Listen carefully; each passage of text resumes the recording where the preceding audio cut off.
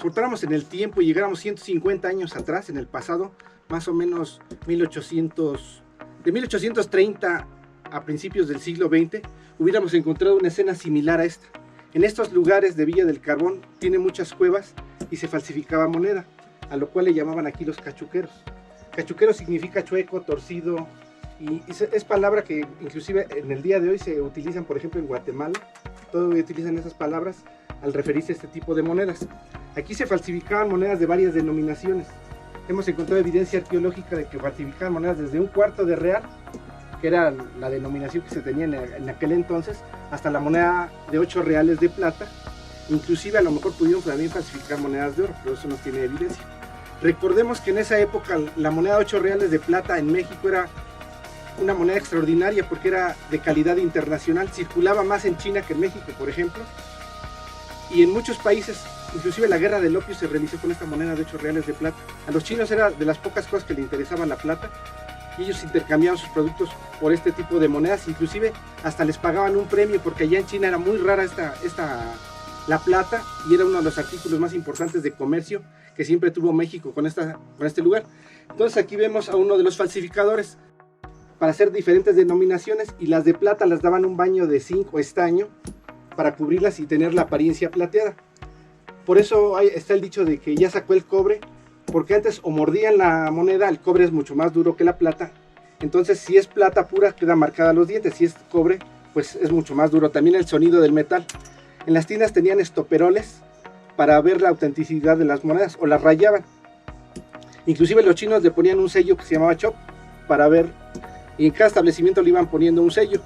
Estas monedas le dieron fama internacional pues obviamente al peso, que inclusive en Estados Unidos fue de curso legal hasta 1858 el peso mexicano. El dólar está basado en el peso mexicano de 8 reales. Era el dólar mexicano, el dólar español le conocían.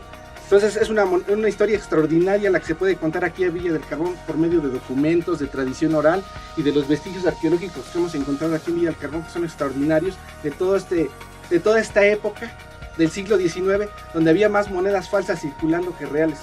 Digo, algún símil con la realidad actual es coincidencia, ¿no? Pero sí era extraordinario todo esto. Hay una señora que se llama Madame Calderón de la Barca que vino a México más o menos por esos años, y ella fue a la casa de moneda y vio que le decían los de la casa de moneda que había el triple de moneda circulando falsa que legal, por ejemplo de la moneda de cobre. Entonces es una historia extraordinaria que se ha perdido en el tiempo y que aquí estamos recreando con esta recreación. Uno de los personajes falsificadores de Villa del Carbón más renombrados en documentos era un personaje que se llama Candelario Granada, que está representado aquí con este personaje, que en estas cuevas trabajó, vivió y era su forma de vida. Parte de por qué lo hacían aquí en Villa del Carbón es porque está inmenso de bosques. Entonces aquí, como ustedes pueden ver, estamos ocultos, y más en esta época de lluvias, puedes hacer lo que quieras y casi pases invisible. Para que te encuentren es muy difícil en estos lugares. Y entonces en este curso del río que se llama El Chorro, hay muchísimas cuevas donde falsificaron monedas en aquellos tiempos.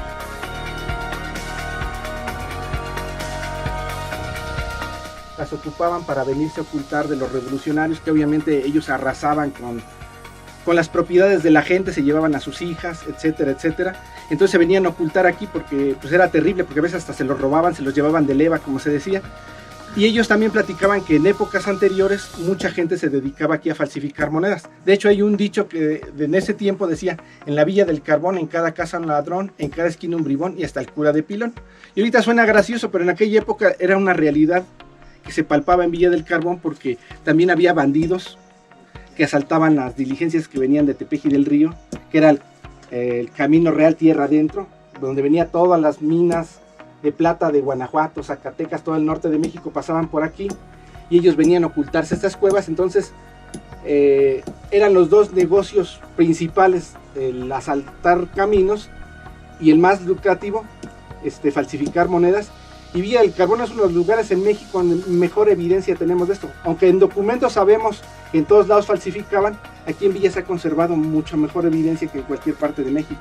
Yo también estuve trabajando en Sonora, y ahí también en la Sierra Libre se encontraron los yunques, las monedas y todo eso, pero desgraciadamente las robaron del museo y ya no quedó evidencia, y aquí tenemos toda la evidencia de esta falsificación en México. Como vemos, el techo está completamente ahumado. Ahorita se ve un poquito el humo porque aquí hay hornos de fundición. Queda la evidencia en cada una de estas cuevas.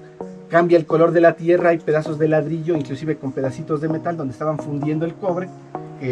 Vaciaban en moldes para hacer estas monedas. Hacían primero cospeles, luego los grababan y luego, en su caso, les ponían color, ¿no? Para que parecieran de plata. Como había tanta moneda falsa, obviamente la moneda legal bajaba de precio y la gente ya no la quería recibir. Y hubo muchos levantamientos armados y no se podría entender el siglo XIX en México sin la falsificación monetaria y sin esa actividad delictiva. Si uno lee, por ejemplo, Los bandidos de Río Frío, ahí hablan de esas actividades, no nada más de los bandidos, sino también de los falsificadores de monedas.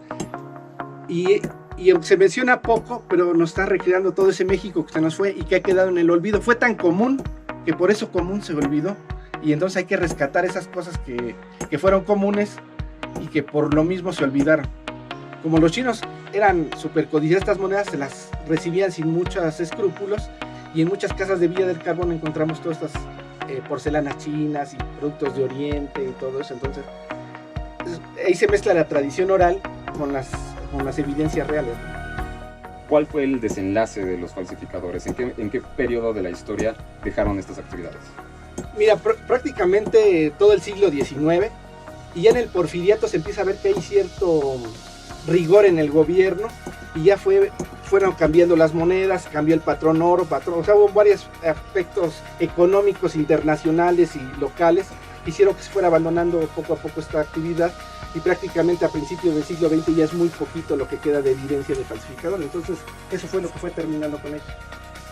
Pues es un tema muy interesante, espero próximamente publicarlo, y hay mucha información de otro que hay que irla como juntando, eso como rompecabezas que hay que ir juntando las piezas. Aquí tenemos casi completo el rompecabezas y es lo interesante de Villa del Carbón en este aspecto.